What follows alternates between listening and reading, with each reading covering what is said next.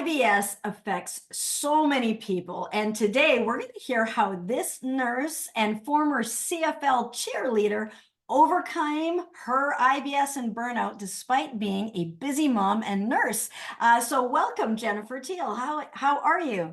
I'm great. Thank you so much for having me today. I am so excited to get into your story. It's fascinating. It's so cool. I didn't know that you were a CFL cheerleader with Edmonton Eskimos. You have a Grey Cup ring. That's so cool. And you have quite an athletic background, but you're also a nurse. You got your Bachelor of Science in Nursing, and you have always wanted to help people with their health. But you yourself were struggling with IBS and gut issues, and lots of people are. And we're going to dive into that and how you were able to overcome it. So and I know you're coming in today from beautiful BC, Canada, which is where I get to live, and you're in Vancouver, just a few hours away. And so we're going to hear about how you even have fresh vegetables all year round, even in Vancouver. So that's kind of cool. So we're going to dive into some of that and what you've overcome and how did that work and all that good stuff. So let's dive into it. What is it that you specifically do now? And what had you get on this journey? Tell us a little bit about your story. Absolutely. So I help burnt out new moms with IBS soothe their gut, curb cravings, and boost their energy so they can really enjoy motherhood and be a great role model for their family. So I've always been, like you mentioned, interested in health and a athletic background, but I also wanted to help people. So I went into nursing. And Mhm. while I became an RN, I did notice like there's a lot of preventable diseases that are happening and increasing in numbers. People are on a lot of medications. And I myself was suffering from a digestive issue. When I started as a healthcare worker, it started in my teens. I was diagnosed with IBS. So, in general, I'd be avoiding certain foods and restaurants, always wanted to know where the bathrooms were at all times.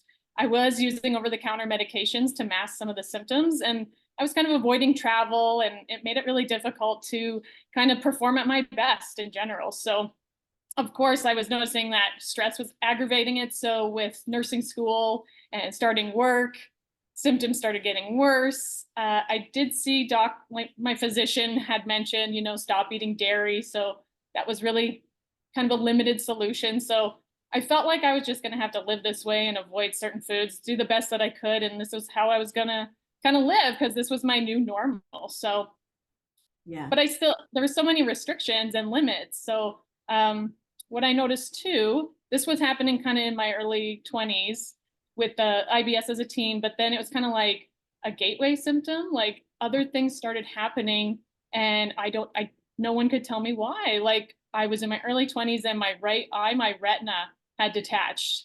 Wow. And as a nurse, I had a back strain that wasn't healing, and the anxiety was just getting worse. I was having pelvic floor issues before I had children. So it was just going from kind of bad to worse. And it's just so many, like with moms too. I was kind of just going with the flow. But then as you become a mom, there's even more things happening and you get busier and more stressful. So yeah, I was kind of going downhill, but practicing as a healthcare practitioner. So Yeah. And I think it's not uncommon for us to normalize it. So IBS, irritable bowel syndrome, it becomes so common that it seems like it's kind of normal. Like, well, everybody's bloated. Well, everybody has, and I think we were talking before about how if somebody asked, are you healthy? You would say yes, even though you had all these symptoms and your life just kind of was getting smaller and smaller. Like I think you had or I'm not sure whether you love to travel, I will say. So not everybody does. You love to travel, but you can't if you need to know where the nearest bathroom is, or you might not be able to get on a plane with this. And so really just shrinking down your world and what you were able to do. And I think a lot of people do that and then starting to shrink down what you could eat and you can't eat some of your favorite foods. And I'll just spoiler alert, you're able to eat anything you want right now. So like hang in there. If you're someone who's like the only way you can manage this is like you're not eating all your favorite things, hang in there. Jennifer's got some great tips for you. So well, tell us a little bit about that now, like, or how, so it's bad, it's stress. Of course, you're a nurse during the pandemic. That's not good either. A lot of nurses kind of really got hit. They were really on the front lines of that.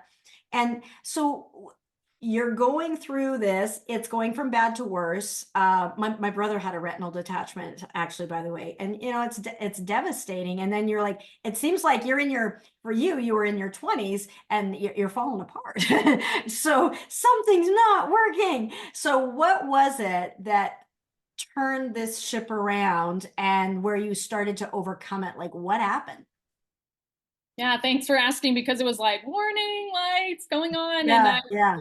yeah, so I had a friend that actually was into holistic nutrition and we kind of just got back to basics. Like she saw me suffering. I was a little vocal about it because I like to let people know like what's going on, but she just kind of reached out and she saw me struggling with this for so many years and she was able to help me kind of overcome my IBS. And it didn't happen overnight because in my nursing I'm working as a nurse this whole time and I'm not learning about like quality of food and toxins and like we know it's happening but how bad chemicals can be, not just what you're eating but putting on your body, shipment of food and gut brain connections, stress, like sleep. You're in your 20s, you want to have a good time, are you going to sleep when you're supposed to? And like Yeah. not learning about different hormones, things like that while you're sleeping. So I went into nursing, like I said, to help people, but the system, what I was seeing was managing symptoms. And it was kind of what I was doing too. I was just managing the symptoms that I was having and not looking at what was causing this. So I wanted to make a difference, but I felt like maybe I was like, kind of like, imposter, because I'm trying to be so healthy and I was an athlete. And then it was just what's happening inside my body. It's deteriorating so young. So I just get really passionate about when I can help women, especially moms, feel good in their skin. So they don't have to restrict themselves, but have the lifestyle that they can enjoy with their kiddos and families. So instead of just always kind of putting the kids first, we really need to put on our oxygen masks first because it's not normal maybe to have so much low energy when at first you have little kiddos. Yeah, for sure. Like you're going to be tired, but it shouldn't continue. There's something else going on. So, I think a lot of people can relate whether they have IBS or not. And that's a really powerful story. And what was it that, so okay, so we got back to basics. You did some nutrition and, got back to the basics of that. How did you actually overcome your IBS? Like, tell us a little bit more about like, what did you actually do? sure. Like with the IBS, I had to work really, really closely, not just only looking at the food, but the quality of the food, where it was coming from. That's where I kind of got started into growing my own fruits and vegetables year round, Mhm. because I wanted to do things like travel, like you said, and I couldn't do those things because I was feeling so horrible with all the symptoms I was having digestive wise, but we're also having other symptoms that were occurring. So just when you're unhealthy in your gut, you're unhealthy in other places as well. So then you want to be kind of looking at what's causing that. And maybe I wasn't eating as good as I thought I was. And maybe I was really stressed. I was in healthcare and it's so, so stressful. And thinking about gut brain connection, like I wasn't doing certain things that were helping me kind of lower my stress levels. And I was forgetting that I used to be a competitive dancer and I wasn't doing those things anymore. I was just kind of stressed and then not thinking about what was truly important, that it should be putting myself first. So Yeah. And a lot of those things are easier said than done. And so you get back to basics, you get back to the basics of lifestyle and you simplify, you're learning about toxins, you're learning about, where's this food coming from, and just keeping it simple in a way that you can still do as a mom. So we'll talk more about growing your own food later because most people are not growing their own food and you don't grow all your own food. You're not a farmer, you live in Vancouver. It's a big city, pretty big city. And so, how what exactly you do that and how do you manage that? We'll come to that in a minute. But I know in your journey. So one thing I know is the people who help, for example, people with their financial health. Some of the best teachers are not the ones who went from rags to riches, but the best teachers are ones who went from rags to riches to rags to riches. So it's one thing to overcome it, but then to get a setback and then really take it to the next level. And you kind of did that with your IBS. So, with the help of your nutritionist friend, you, from what I understand, you overcame that. You're doing great. You can fill in the blanks here a little bit, and you're traveling again and things are great. And then you're a mom, you're a nurse, it's the pandemic. It's like all like overwhelm, and you got triggered again, and then overcame it again. And so then you're really on the other side of it. So, you get it sort of 80% of the way, and maybe that's good under most conditions. But when you're in the extreme conditions, that's when you learn that last 20% that really like takes it. And so you're really solid in it. And then, you really have something to offer. So tell us a little bit about like that journey and what tipped the balance and sort of anything that you learned in that experience. Sure, yeah, because I felt like I healed the IBS. I felt so great after bringing it back to basics, but it didn't happen overnight, like I mentioned. So I felt like it was almost like a decade, and it felt like a different world. But then the world kind of changed, and I started a family. But then mat leave was incredible. I was still feeling so healthy and great, and then I went back to work in a pandemic and very, very, very, very stressful. As an RN, I was a transition coordinator, so and then you kind of go in that cycle. And I went back to work, and things started resurfacing. So they had disappeared, they're returning, and just a lot of stressors. And I started to kind of like hit rock bottom and burn out at that point. So I noticed I wasn't eating that great. I wasn't moving my body. I was not sleeping well at all. And everything was just kind of piling up. So I felt helpless at that point, trying to overcome the fog as a new mom, and felt exhausted, nauseous, anxious, and felt like survival mode. And Mhm. like in my brain, I really thought shouldn't be, this isn't normal. I don't want this to be my normal, because I know what it feels like to feel great. So I figured I had some tools in my back pocket, and I just had to go back to back to those basics again, but now as a new mom.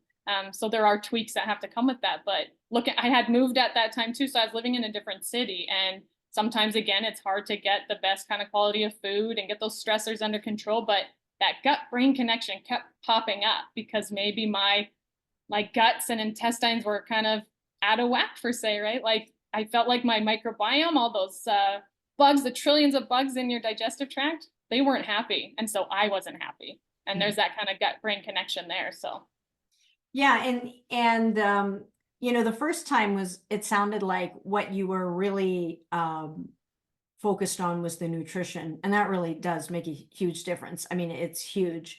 But and there's an interplay. There's so that gut brain connection, and I'm going to look at it in two ways. One is the symptoms. So yes, when you had the IBS, you also had the brain fog and the anxiety, and when your gut's not healthy, you're not healthy and happy, and so on. But also, as looking at and getting to what can you do about it, you kind of tackled the first part, the nutrition part, initially when you're working with that nutritionist friend of yours, and that worked.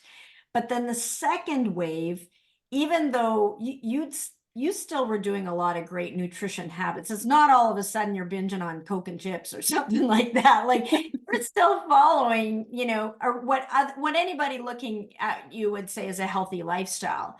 But then now the thing is that stress, like that has like veto power. So that stress comes in and it's a wallop. And anybody who lived through that time will know nurses were right on the front lines of that. And it was not pretty. Short staff. It was nursing's tough regardless, right? Nursing's a tough career regardless. Shift work, all of it. And they're getting it.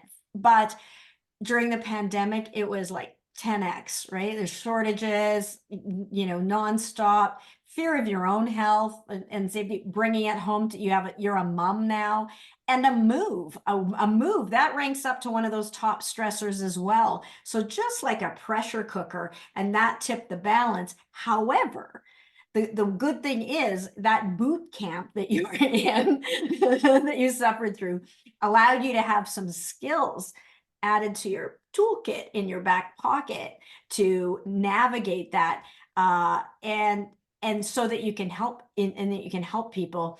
I was going to ask you this later, but maybe let's just jump ahead a little bit if you don't mind. And you had some tools and tips that you do. So out of this, traumatic thing, and you overcame it, and now well, actually, before you share the tips, tell us what it's like now. Like, share us like about the food freedom that you have now, and what that means for you, and then we'll just jump to the tips. Sure. I love now, like I feel have that food freedom because I can eat anything now. And when I was in the boot camp, I definitely had to take some time away from some of the food items because they were not helpful in my health journey. So I don't have to focus now on digestive problems. Like I don't feel like I have IBS. Like when I have to write, it's like a history, which is kind of nice. It's not current at all. I live symptom free. And my little guy, like my toddler, doesn't know mommy as having digestive issues or like sick. So I love that. And I love being able to travel and eating anything. Like I love food. So it's trying different foods anywhere. I'll try anything once. And it just feels so good, that freedom and not living with any kind of pain. It's wonderful. Yeah, that's huge. That's huge. Actually, I'm going to just revert back to what I was going to ask you. Sorry to jump that. We'll get to those tips. Hang on, because she's got some good ones. She's got some really good ones. But I can imagine that going through this, and having that heart of service coming from, a nurse, is this experience, is that, I assume, is what led you to become a health coach? Tell us a little bit about like what you're on a mission to stand for, and all of that kind of, why, what was the impetus to actually say, okay, I was a nurse and this was helpful, but you know what, I want to take it outside of there and like now give back to other nurses, because you sure know what it's like to be there, other moms, new moms, just other people suffering with gut issues here, because I learned a thing or two the hard way. So why, what do you stand for? Why do you want to become, why did you want to become a health coach? And tell us a little bit about that story. Absolutely. I'm on a mission to help families like implement healthy lifestyles, but to do it while they're having fun. I Yeah, feel like maybe because I'm with toddler right now, I see life should be fun and yeah, keeping it simple again, but being healthy does not have to be difficult and you don't have to drag yourself through the mud to do it. Simple habits start the trajectory and keeping it simple. I've said that a few times, but if we just look back to like our kiddos, he's yeah. just loving life and keeping things simple.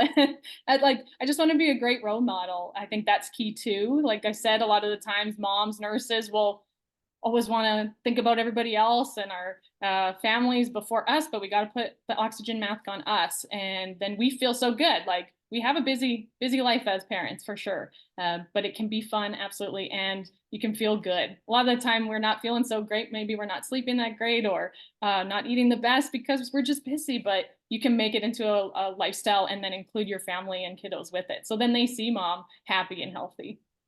And that's huge, and more as I'm looking at, some of the fallout that people have had in their adult years because of the childhood that they did have.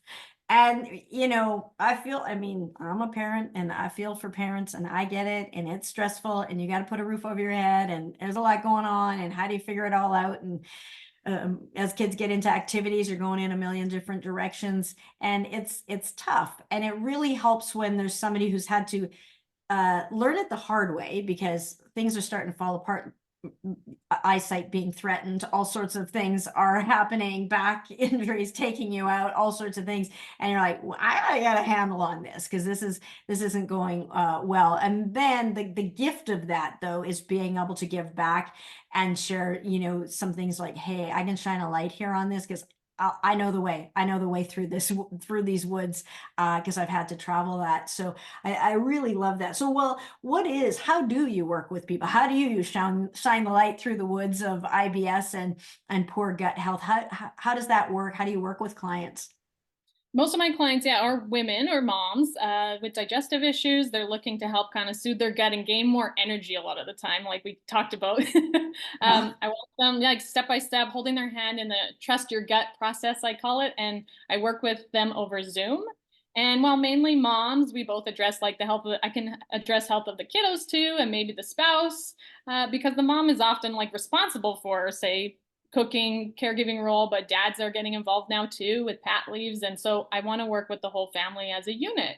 And I work with women too, and sometimes they're not moms, but everything is customized so that we're all unique and it's not one size fits all. So people are all at different stages and allergies too. So you never know. Like there's plenty. I work really closely, so there's a lot of accountability and support too, so that they know exactly what to do to get on the other side of it. Because sometimes we think it's normal, but then when we realize it isn't, and I've been through it, like you said, so I can get them there one step at a time and keeping it simple. So the important thing is to get the results as well. Awesome. I love that. I love that. And so important that work you do. As a nurse and a busy mom and a former CFL cheerleader athlete, who was finally able to overcome IBS, what would you say is the biggest myth when it comes to gut health for people?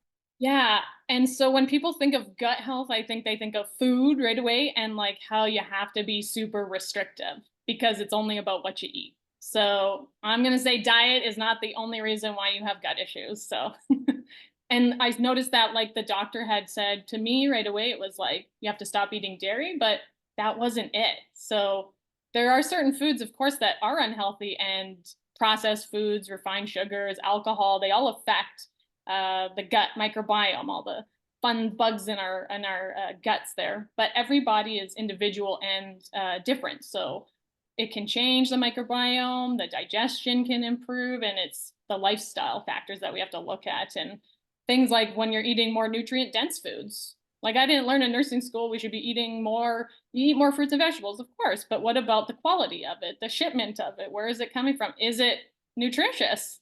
Are we identifying trigger foods? Because you might have a trigger food different than what I do. Right. And lowering stress levels, absolutely. Drinking more water. I don't know anyone that drinks enough. It's so simple, but it's free too. I love that. And same, yeah, nice. And quality of sleep, like nutrition's important, stress is important. What about sleep and all those hormones and cleaning of our brain while we're sleeping? It's so interesting in the new science that's coming out. Having fun with movement. Of course, I want people to move their bodies, but I don't like to go to the gym. So I'm not going to make you go to the gym if you don't want to go to the gym because it's going to make Right. you more stressed. Right. So I just feel too like when people are doing those things, they're happier, their microbiome's happier. It's like a second brain in that gut there, which we're also learning about that science too, and like how the brain is connected with the gut through the vagal nerve. And it's just so interesting. But those microbiome, those bugs, you just want to make them happy. That's where I kind of go with it. So when they're happy, you're happier. I love it. I love it. And I love that, it's not about necessarily restricted because as you had just mentioned, you can eat everything now, because you do have a healthy gut. So at one point, no, you could not, but now you can. So it doesn't necessarily mean restriction, and not restriction like forever. So it's about improving and healing. I love that, Jen. So what are a couple of tips that you could share with, our viewers? So some people are, maybe they got bloating, maybe they've had a diagnosis of IBS, or maybe they haven't. Maybe they're like, I don't know, but there's something going on here with his gut. And I have kind of brain fog, or I sometimes have anxiety or whatever. And they're like, okay, well, this is really good. That's a lot of stuff that she mentioned there, but give them some things that, like, practical things that they could even just like do like today. Like, so sometimes people say, oh, just manage your stress, right? But and then people are like, well, I don't have time for a bubble bath. I got a toddler running around, and I got to be at work in 15 minutes. So that's not going to work. So what are some, like, you're busy, you're in it. We kind of went through all the stressors that you had. What are some actual, like, practical tips they could do, like, today? Anybody can do that will actually make a difference. Put me on. Absolutely. I'd say drink more water, like make it your drink of choice and get your kiddos, that's the drink of choice for them too. So I'm always kind of doing that role modeling. So it's good for so many bodily functions and digestion and it's in health in general. So and it's free. So Yeah. drink more water as much as you can because honestly, I don't know anyone that drinks probably enough or like consistently every single day. So drink more water. I think practicing, it's so good. Practicing deep breathing because we're not actually breathing properly. We're breathing, but if we're not breathing, we're dead. So you want to be breathing and like you could practice even when some people kind of have anxiety or they're just feeling kind of anxious, a double inhale through your nose, hold it for a few seconds and exhale out. I've been doing that lately with my toddler. He's 3, so you might want to try that one.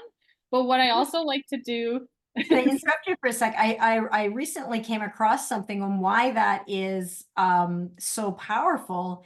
If you're sobbing, crying, if someone is sobbing, you go, and that is our natural body's way of calming you down from it. So without the sobbing and crying, that 2 quick ins and an out, and of course that longer exhale than your inhale, really powerful. So don't underestimate the simplicity of that, and that's something that anyone can do. And even if you don't want to be seen doing breathing, you go to have a bathroom break or go in the stairwell, and you can. It makes a difference. If it didn't make a difference, and if it didn't work, then don't do it. But it does. Okay, keep going. Sorry to interrupt, but I'm like, oh my goodness, that's exactly what I had just put two and two together when I was listening to a scientist there. So carry on. no, it's so good because I've just been hanging out with a toddler. So sometimes there's a little times where I need to take extra breaths. And even in the car, right? When sometimes they're not as happy in the vehicle. And so when you're driving too, you can take the double inhale, hold it, and then exhale, like you said. But also what I do on a regular with my little guy too is practicing something called square breathing. So I think of 4 sides and I inhale for 4, I hold it for 4, I exhale for 4, and then I hold it for 4 again. So I just remember 4 and I do it with him too. And he might not be great at it, let's be honest, toddlers, right? So, but I don't want to just be like, oh my goodness, like he's in a state, he's unhappy, he's in a tantrum state, and start breathing now. It's just like us. I'm not going to just start breathing because it's not automatic. If I'm doing it on the regular, even just in the morning, do my breath, my square breathing, then you have that kind of toolkit. And then they're teaching the kiddo as well, which is great. So I love it. I love it. And I love that, it's not about necessarily restricted, because as you had just mentioned, you can eat everything now, because you do have a healthy gut. So at one point, no, you could not, but now you can. So it doesn't necessarily mean restriction, and not restriction like forever.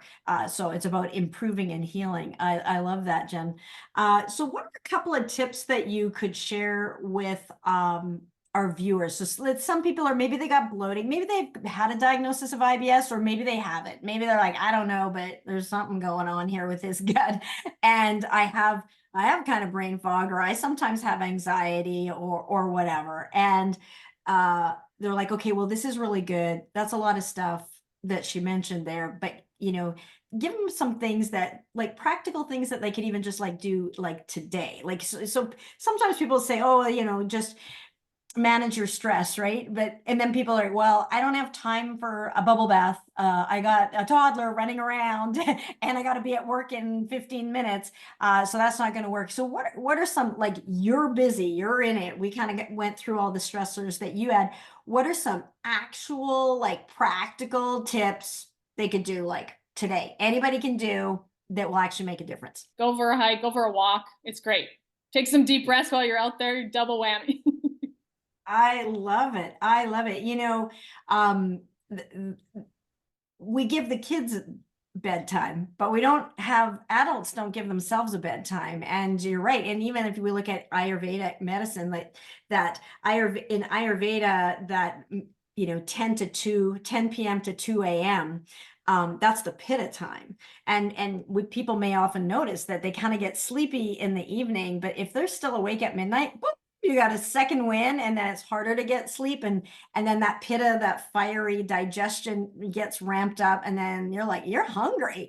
And so then it's just, then that's, it disrupts things. The choices you make at midnight to eat are probably not the best. And we're not, yeah, so important. They've done studies that people who sleep between 10 and 2 live longer. And so who are in bed and sleep at that time. I initially, when I first heard that, and I'm like, oh, well, that's because they're not out getting in a bar fight or something, or I don't know, or something. So that would be why. But I think it actually has more to do with this. I mean, that might be part of it. So I love it. I love all of those tips. That's just fantastic. You also talk about the usual eating the rainbow. And for some people, that's easier said than done. But I kind of alluded to it at the beginning. So I was like, oh, I don't want to miss over this because you do something unique. And so we're both in Canada. We talk to people from all over the world, Spain, Italy, wherever. But you and I we live about 4 hours apart, I would suppose, a drive. But in Canada, it's not the type of place where you'd think you could just have food year round. But you have a way to kind of get those greens in and eat the rainbow. And we'll just talk a little bit about getting healthy foods in when you're time strapped or cash strapped or any of those things. So fill in any tips you have there. Absolutely, because what I was noticing too was I love when people eat rainbows, but people aren't eating enough fiber. So I'm always like, well, how can we get more fruits and vegetables in conveniently? Moms, busy, of course. Smoothies are great. And then the kiddos, I love my little guy. We don't have cereal like in the house, sugary cereal. We're having smoothies and like power balls for breakfast. I'm like, great, he's eating oats, great. Just in a different form that maybe we were used to growing up. But that's how we want to be eating whole foods, and that's what's really cool. Or sometimes people need like a whole food chewable or something just to hold them over, like a tip for moms and dads and parents like that, because also, though, I love growing my own fruits and vegetables, like you mentioned, and I have a tower garden. And I first saw them, I started putting them in schools and educating kids because schools love gardens, but they can only do it in Canada so many months of the year, and there's dirt, and it's like, where do you put? And then they die, and you're like, oh, and the kids just love it. So we have this on a roller. It's an aeroponic system. You can grow year round because there are lights, and then you can put it outside during the summer months, and the kids just love it and they get involved. And again, that's huge part of my process is getting the kids engaged with the work, like where the fruits and vegetables come from, and growing our own foods, where there's a disconnection in our day and age today. So that gets me really excited. Oh, so good. There's so many studies that when kids are involved in the process, so whether it's growing the food or preparing it or cooking it, they're much more likely to eat it. So that is because you're like, well, how my kid's not going to eat fruits and vegetables or whatever. They will if they had a hand in it, because it's like, look at what I made. And I've seen it over and over, again. So that's really awesome. We had when my kids were young, we were in Manitoba.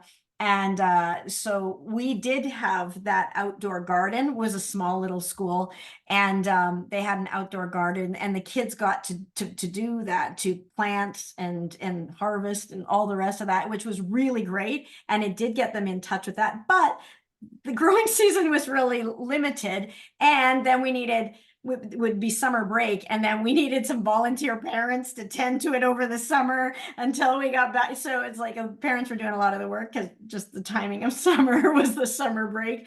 So the bunnies got a lot, I think. The bunnies tended to be the best beneficiaries, which is fine.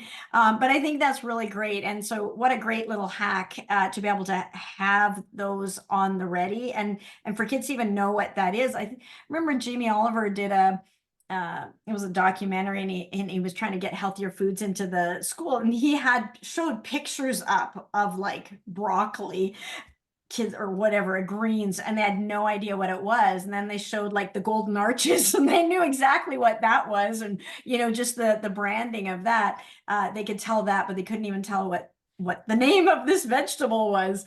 And so I think it's a huge education. And again, the seeds you're planting literally and figuratively for your child's health and future is huge. And so to be able to do this, and despite being busy and all of that, is yeah, just huge. And by the way, eating the rainbow does not mean Skittles. That's not what we're talking about. And I remember as when I was a health coach, and I love to get into the schools as well. And I had this little like science board project type of thing with, and it said, is your cereal candy? And I did the nutrition profile of Skittles. So I brought that to mind, and cereal. And it was like the same amount of sugar and the same amount of fiber. And it was crazy. And in some cases, the candy was actually healthier. And a lot of moms would be saying, okay, doing the best they can. Eat your cereal, eat your breakfast before we go to school. And you might as well say, have your candy before you go to school. And then they wonder why kids are kind of like all jacked up throughout the day. So yeah, it's and really looking into where it's coming from. Like, I think if we go generations ago, our parents could go into a grocery store and get food. And now there is food like items, but it's not actually necessarily food. And one last thing, 2000 and in the 1950s, a woman could get her daily iron from a bowl of spinach. And in 2010, it would take a woman 51 bowls of spinach to get her daily iron.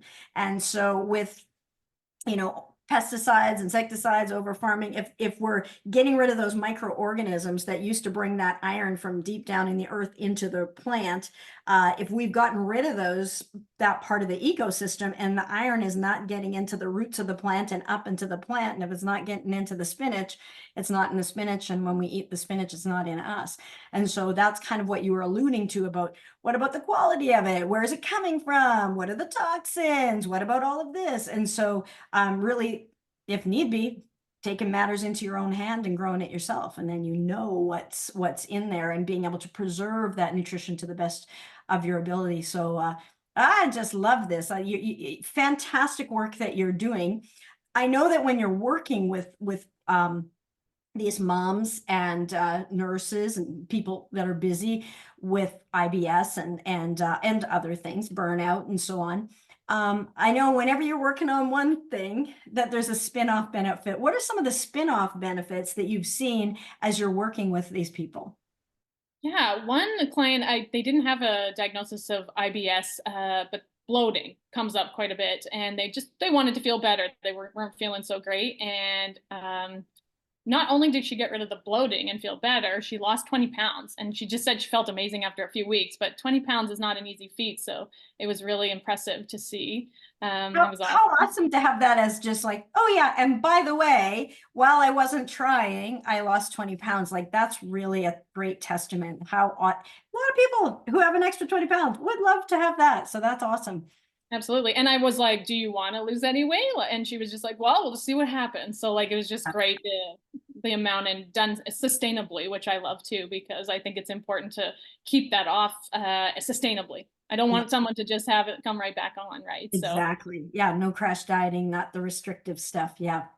one client I had was a diabetic, and they wanted to control cravings. So their A1C, which is what we're looking at, like for blood sugars, and normals under 5.7, she went from 7 to 6.1, and in like in about 3 months, and lost 10 pounds. So she was excited because she could fit back into some of her favorite clothes. So Yeah, that's awesome. I love it. Love it. yeah, I had a shift worker because working in healthcare, and she was a new mom, belly bloating. She was feeling so good because she had some digestive issues in general, sleeping better, less stress, weight and inches lost. And her husband felt better. He kind of joined along a little bit because he was watching. And then they had the little girl too. She wants to be a good role model for her daughter. So that's incredible. And she went on a trip, and she said she felt great in the bathing suit that she had.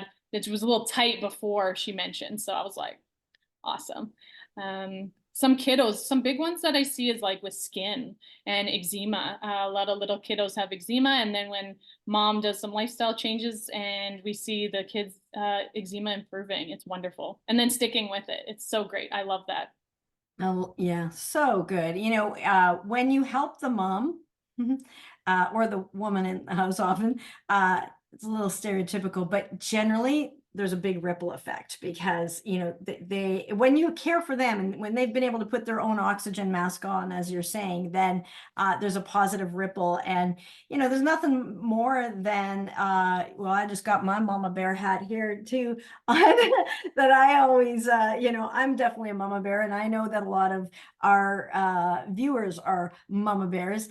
And nothing would make us happier than to be able to positively improve our kids' health. Like that's the most important thing, right? So to help a kid who's suffering from eczema or something like that, or acne, when they're in their teen years and so on, is huge. It absolutely is huge. And to kind of be able to sneak it in there, and do it in a fun way. And a lot of what you do is fun. It just, you're making it fun. You are a fun person. I don't know if they've come through, but look, you were a CFL cheerleader. That's pretty fun. You're not taking yourself super seriously, but you're super serious about health. And I think just that great combination of that, being in their corner, cheering them on, being someone who's been there, done that, and had to be through it. You have incredible compassion, as a lot of nurses do, unless it's beaten out of them. But a lot of people do, and I just commend you for being on a mission to help these women know that they don't have to restrict themselves in order to just drudge through life. Like, live it, travel, have fun, wear the favorite clothes, look great in your bikini on your travel thing. How awesome is that to be able to do that? That's really fun. So I super have enjoyed this conversation, Jennifer. People who are suffering with it might be saying, I still have questions. I still want to know more. How can they get in touch with you to find out more, or to ask a question of you if we haven't touched on, if my questions didn't cover something they wanted to ask you? How can they reach you? Sure, my website's the easiest, nourishingginger.com. Nourishingginger.com, nourishingginger.com. That was my spelling bee for the day. So nourishingginger.com. So check it out. Super fun to have you here. Thank you for shining your light, and leading with love, and making this world be a healthier, happier place. That's what this show is all about. So thank you, Jennifer. I super appreciate you. Thank you so much, and always remember to trust your gut. Trust your gut. Awesome. I love it. Well, that's it for this. Definitely check out nourishingginger.com. And if you like this video, feel free to share it with someone who might be struggling with a gut issue. We're all in this together. We're trying to figure out our best ways to help people be healthier and happier. And there's lots of different conditions and circumstances. So if there's a condition or circumstance that you are struggling with and you're like, hey, do you got an expert in XYZ? Feel free to pop that in the comments too. We'd love to hear from you. Pop in there. What did you like best about this video? And we'll be sure to continue with more. So with that, have a fantastic week. And of course, be good for you.